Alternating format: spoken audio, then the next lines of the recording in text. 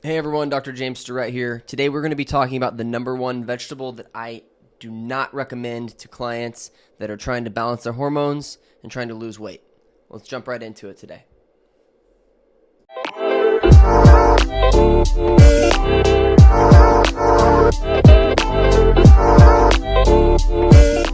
There is one specific kind of vegetable that I know for a fact that is not good for most people. And this is going to be actually a whole family of vegetables, not just one specific veggie.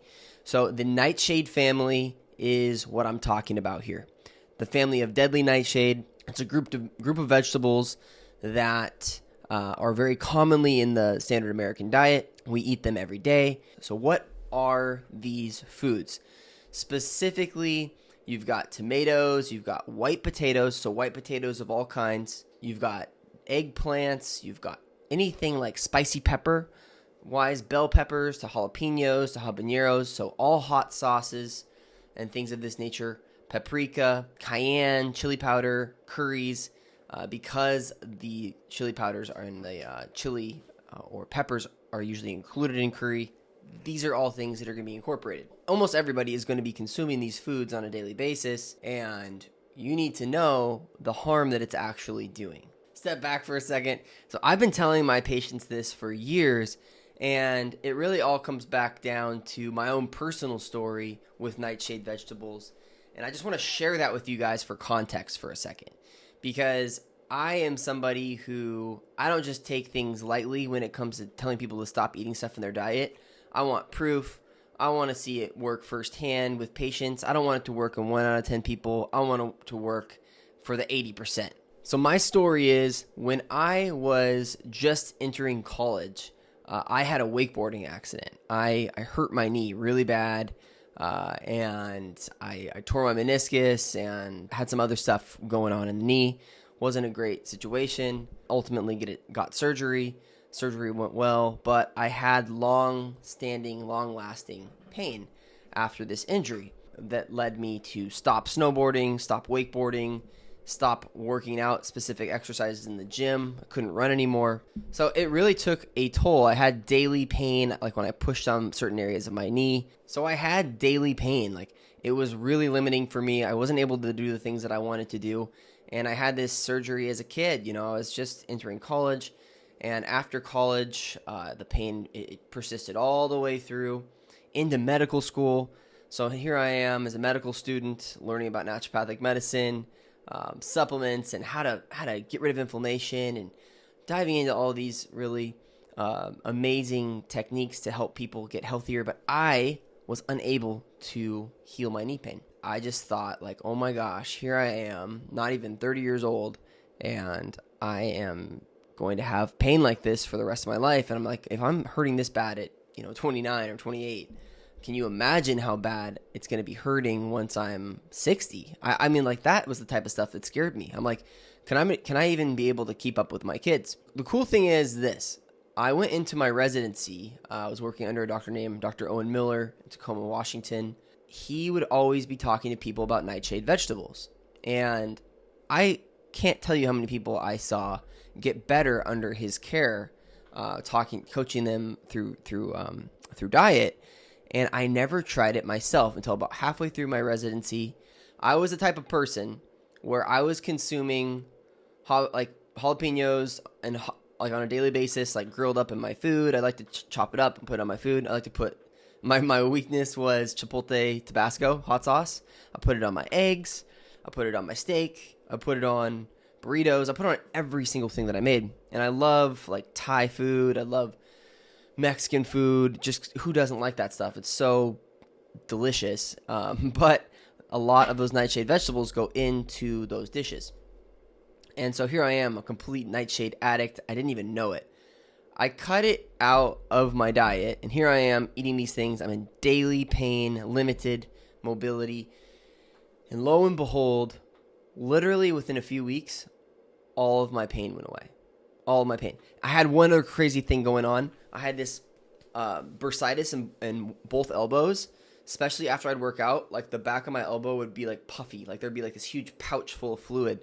And I went to tons of doctors, and they were like, well, we don't know. Just, take it easy. Looks like tendonitis, so just chill out. Orthopedists, like, everyone's like, oh, we can drain it, but there's not a whole lot else we can do. So I'm like, my body is on fire. My joints are on fire. Not just the knee I had surgery on. I was like both knees, elbows. Like, I was feeling like I was falling apart, to be honest. And so here I am. I cut out the nightshades. Like 3 weeks later, all the inflammation goes down. All the pain goes away. And here I am, almost 10 years later. I am completely pain-free, number one. Number two, when I eat those foods, like when I go to last night I went out with family to a restaurant and I had some potato. I had white potato, French fries. They were delicious. But I know that when I eat those things, I'm going to have joint pain the next day. So when I woke up early for my workout this morning, I was like, my knee was sticky. It felt not good. And because I was inflamed. And my hand, I woke up and my hands are tight. That's another thing. If you wake up in the morning and your hands are tight, they feel like, kind of like rusty almost and swollen.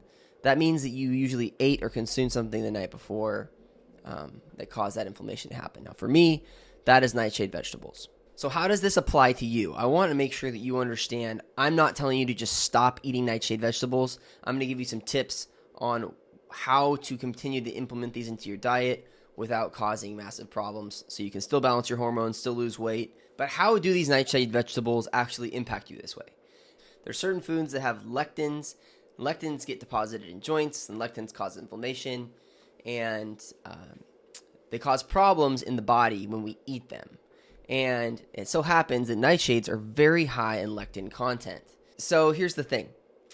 These lectins, they can get deposited in joints, they can cause problems, they can cause inflammation, and it can happen really quickly. Some people are going to be more sensitive than others, but what does it specifically mean for you? Everybody has a genetic weakness. Some people, like myself, it's joint pain. Other people, it's digestive illness, IBS, Crohn's disease. We have digestive, that's the Achilles heel for you. Like, that's the chink in your armor. Other people, thyroid problems, autoimmune issues, skin issues, psoriasis, eczema. Sometimes it's a combination of these things, and it all comes back down to inflammation. I just pick on nightshade vegetables because I think they are very inflammatory at the end of the day. I think that what happens is when you eat them, it disrupts the lining of your gut. It causes inflammation in the lining of your gut. It increases the likelihood, the chaos going on. It increases the likelihood of leaky gut, which is basically like this increased permeability or absorption in the gut where stuff gets absorbed into the bloodstream that shouldn't be there. Your body starts freaking out. Your immune system's trying to attack things that shouldn't be in the blood. And you get a exaggerated immune response and inflammation throughout the body. Now, I know that sounds really complicated, but at the end of the day, just think about it like this.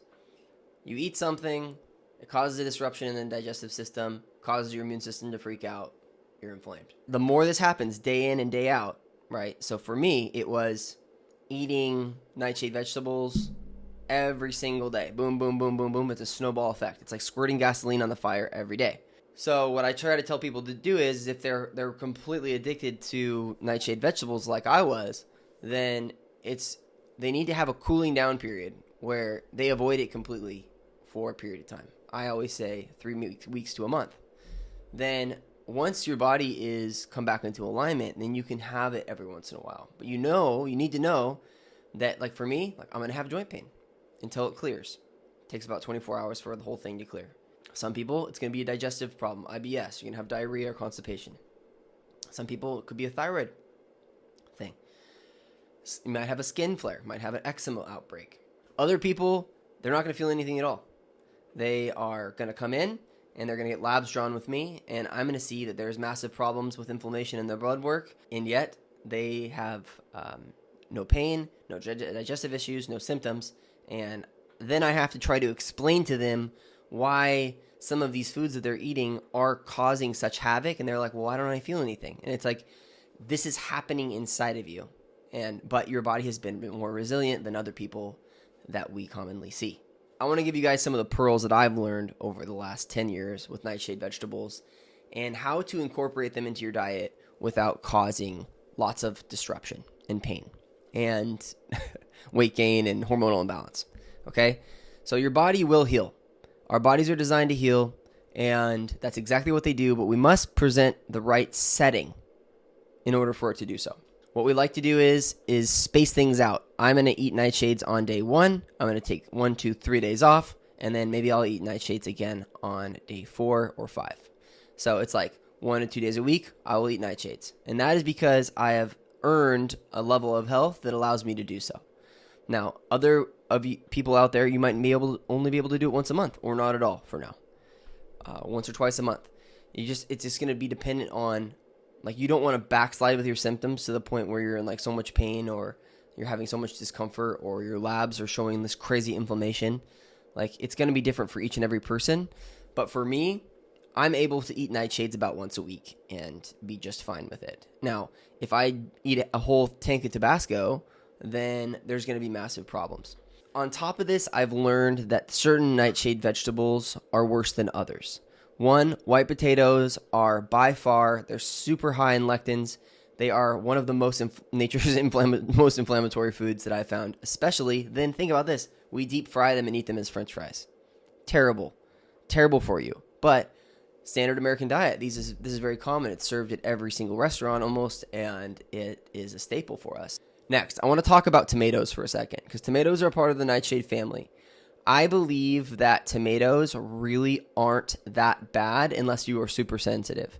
However, when the tomatoes are condensed, it gets a lot worse. So thinking about things like tomato paste, marinaras, spaghetti sauce, all this stuff, these tomatoes have been boiled down, and those constituents, the parts of the tomato plant that make it so inflammatory, have been hyper-concentrated.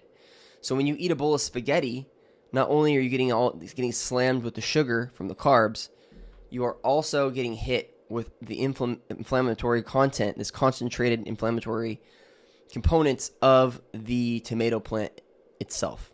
So what I tell people to do is hey, if you want to eat tomatoes, have some garden fresh organic tomatoes. I mean, we grow them in our garden, and they're delicious. But you want to make sure that you're not overdoing it. And I don't like to stack nightshade vegetables. So I don't like to do like spicy peppers, tomatoes, marinara, eggplant all in the same meal. Like, that sounds like a bad idea to me. Next up to think about is when we think about this in terms of concentration, hot sauce is another problem. So you have just take a jalapeno pepper. You chop that up, put it on your food. It's garden fresh, it's organic, delicious, right?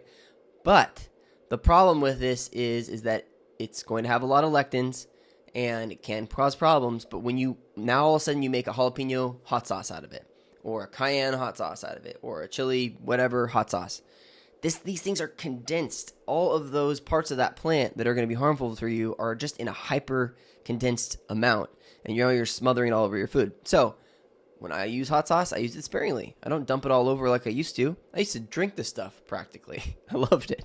Why is this important to you? This is important because if your hormones are messed up, if you're feeling like your hormones are out of whack and you're gaining weight, or you have insulin resistance, metabolic syndrome, trouble losing weight, any stress on the body that is happening is relevant to you, because stress equates to increasing cortisol, which is going to increase insulin resistance, which means blood sugar problems, and it's going to cause weight gain. Okay? Cortisol, weight gain. Cortisol, insulin resistance. When you drive these things, you're driving those two things. So we want to calm cortisol down. We want to put the body into a state of chill. Now, if you are super stressed at your job, if you are sleeping poorly, if you are getting in fights consistently with your spouse and friends and family and coworkers, and then you add things like nightshades into the mix, like, you are going to have a problem at some point. Most people do this all through their 20s just fine. Then all of a sudden they hit their 30s. Oh, all of a sudden the blood pressure's coming up, lipids, cholesterol's coming up. All of a sudden they're starting to gain a little extra weight, and they're like, oh, what's going on here? This is new. I'm doing all the same stuff. I'm having all the same nightshades. I'm still having my potatoes. I'm still having my hot sauce. I'm only eating out so much. I eat pretty healthy, or I eat organic, so I don't know what's going on. But it's like, no, life is stacking against you because your body, you're getting older. Your hormones are not being produced in the amounts that they were. So you're losing that protective value, that anti-inflammatory nature of your hormones is going down. And in fact, the amount of stress that you're under is suppressive of your hormones on top of it. And then all of a sudden, you're throwing an inflammatory diet into the mix, stuff like nightshades on a regular basis. You are going to start to gain weight, and your blood sugar is going to start to creep up over time. And so this is something that you really need to focus on if you care about hormone balance, if you care about your weight and getting your weight into an ideal place. That is all I got for you guys today on nightshades. I really hope that you found this information valuable. So anyways, guys, I appreciate you sticking with me to the end here. If you like what I'm talking about, if you like the show, then please go ahead and like and subscribe. Put a comment in. If you hated it, put a comment in. It still helps us. Happy to chat with you guys about it in the comments. And I will see you in the next video. Take care.